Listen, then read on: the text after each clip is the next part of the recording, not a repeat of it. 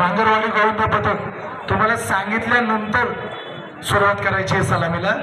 सांगितल्यानंतर फक्त 2 मिनिटं तुम्हाला सांगितल्यानंतर.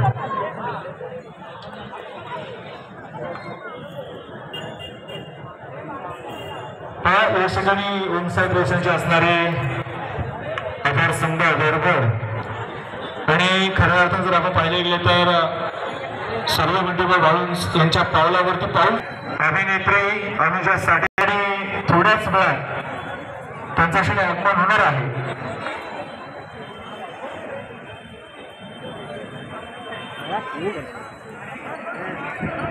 आज आपण पाहतो ओमसाहेब प्रदेशाच्या माध्यमातून या कामशेत शहरामध्ये नागल तालुक्यातील असणारी एक मानाची सन्मानाची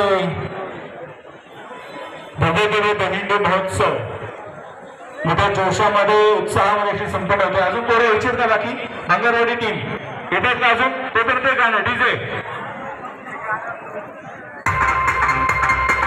इकडे एखादा पथक जर सलामी देत असेल ना तर दुसऱ्या पथकाने फक्त बघायचं नाही, त्यांच्या सपोर्टसाठी त्यांच्या बाजूला उभं राहायचं. मला वाटतं महाराष्ट्रातला असा एकमेव नव्हे तर भारतातला असा एकमेव खेळ आहे जिथे माणसाला पुढे नेण्यासाठी प्रयत्न केले जातात.